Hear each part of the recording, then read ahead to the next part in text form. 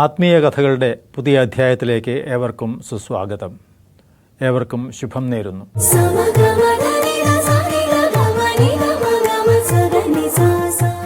ഇന്നത്തെ വിഷയം ആലസ്യമരുത് എന്നതാണ്. ആലസ്യം എന്നാൽ മടി,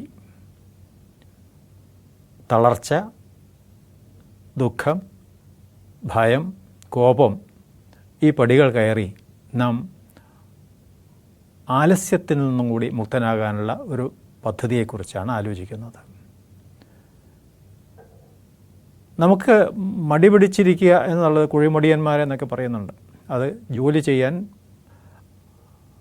മടി കാണിക്കുന്നവർ ആലസ്യം ഉള്ളവരായിട്ടാണ് കാണുന്നത്. പക്ഷേ കർമ്മം ചെയ്യണം എപ്പോഴും എന്നാണ് ഗീത അനുശാസിക്കുന്നത്. ഭഗവത്ഗീതയിൽ കർമ്മയോഗം എന്ന ഒരു അധ്യായം തന്നെയുണ്ട്. 3-ാമത്തെ അധ്യായമാണ്. 2-ാം അധ്യായത്തിലെ കാര്യങ്ങളൊക്കെ കേട്ട് ജ്ഞാന സമൃദ്ധി ആഘോഷിക്കുന്ന അർജുനൻ 3-ാം അധ്യായത്തിലെ ഒരു ചോദ്യം ഭഗവാനോട് ചോദിക്കുന്നുണ്ട്. ഭഗവാനെ, ജ്ഞാനമാണ് ഏറ്റവും ശ്രേഷ്ഠമെന്നങ്ങ് പറയുന്നു, പിന്നെ എന്തിനാണ് എന്നെ ഈ കർമ്മപദ്ധതിയിലേക്ക്, കഠോരമായ കർമ്മപദ്ധതിയിലേക്ക് വലിച്ചിഴയ്ക്കുന്നത് എന്ന ചോദ്യമാണ്. അത് കേട്ട് ഭഗവാൻ ചിരിച്ചു. അർജുന, ഇത് വലിയ മണ്ടത്തരമാണല്ലോ നീ പറയുന്നത്. കർമ്മം ചെയ്യാതിരിക്കാൻ ആർക്കും സാധ്യമല്ല. നിയതം കുരു കർമ്മത്വം എന്നാണ് ഭഗവാൻ പറയുന്നത്.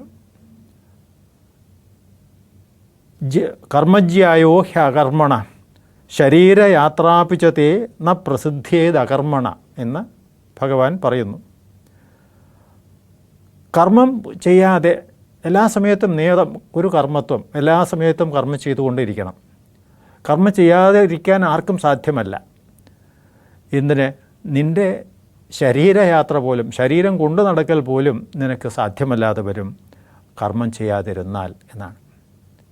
കർമ്മം ചെയ്യാതിരുന്നാൽ നീ എങ്ങനെയാണ് ജീവിക്കുന്നത്? കർമ്മം ചെയ്തുകൊണ്ട് മാത്രമേ നിങ്ങൾക്ക് ജീവിക്കാൻ സാധിക്കുകയുള്ളൂ. ശരീരം അതിൻ്റെ ഒരു ഭാഗമാണ്. ശരീരത്തിന് അതിൻ്റെതായ പ്രവർത്തനങ്ങളുണ്ട്. നീ കർമ്മം ചെയ്യുന്നില്ല എന്ന് പറഞ്ഞാൽ വാസ്തവത്തിൽ അത് ശുദ്ധ ഭോഷ്കാണ്. കാരണം നിൻ്റെ ശ്വാസം അത് നിൻ്റെ ഒരു കർമ്മമാണ്. നിനക്ക് ഭക്ഷണം കഴിക്കണം, നിനക്ക് നടക്കണം, എല്ലാം ചെയ്യണം.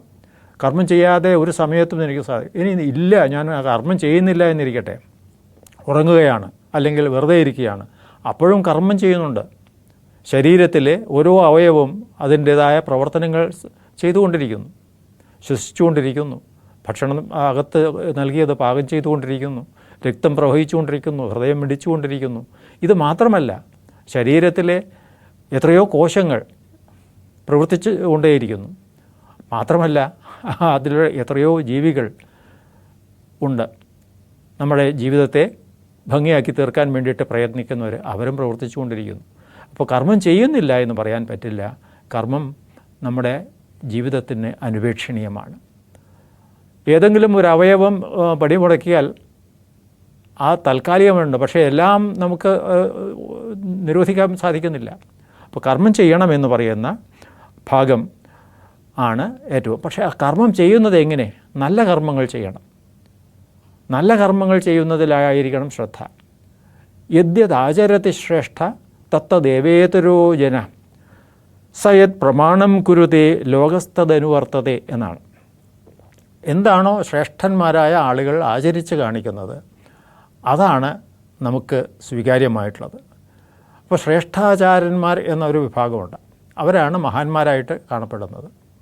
പിന്നെ അതിന് വിപരീതമായിട്ട് മിഥ്യാചാര്യർ എന്നുമുണ്ട്. വളരെ മാന്യമായ രീതിയിൽ പെരുമാറും കാണുമ്പോൾ, പക്ഷേ മനസ്സുകൊണ്ട് അവർ പലവിധമായ ദുഷ്കർമ്മങ്ങളിലേക്ക് തിരിഞ്ഞു വിടും.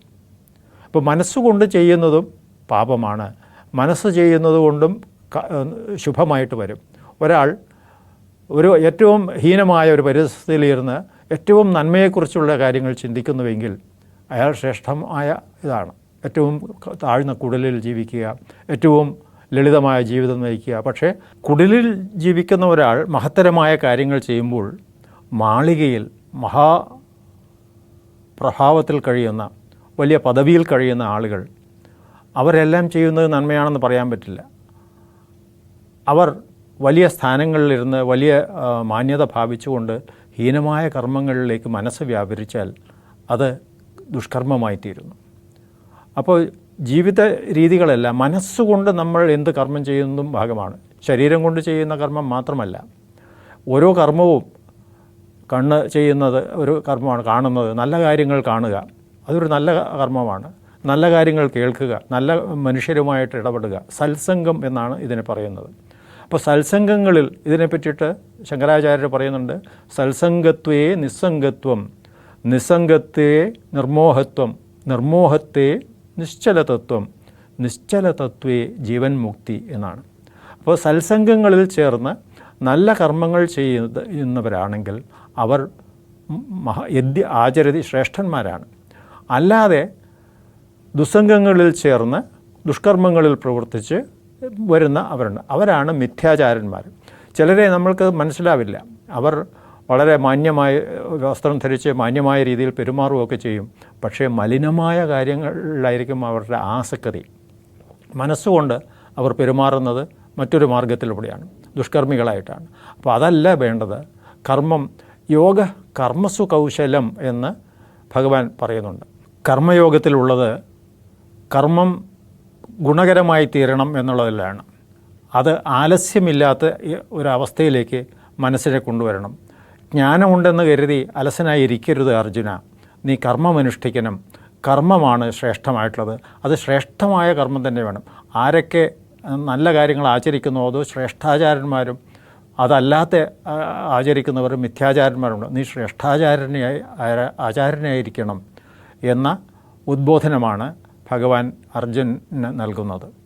ഈ ആലസ്യത്തെ വെടിയൂ, ആലസ്യമില്ല അഹങ്കാരമില്ല ആസക്തിയും, ആനന്ദ ശ്രീകൃഷ്ണ ഗീതയുണ്ടെൻ വശം എന്ന് അഭിമാനത്തോടെ നമുക്ക് പറയാൻ കഴിയണം. ആലസ്യത്തിന് നിവാപാമ്പു നൽകുവിൻ ഫാലത്തിലോലും വിയർപ്പിനാലേ എന്ന് മഹാകവി വള്ളത്തോൾ മറ്റൊരവസരത്തിൽ പറഞ്ഞിട്ടുണ്ട്. അതാണ് നമുക്ക് പ്രമാണമായിരിക്കേണ്ടത്. ആ പ്രമാണം നമുക്ക് ശ്രേഷ്ഠാചാര്യന്മാരുടെ പ്രമാണമായിട്ട് മാറട്ടെ എന്ന പ്രാർത്ഥനയോടെ ആത്മീയ കഥകളുടെ ഈ അധ്യായം ഇവിടെ പൂർണ്ണമാകുന്നു. മറ്റൊരു വിഷയവുമായി കാണും വരെ ഏവർക്കും നമസ്കാരം.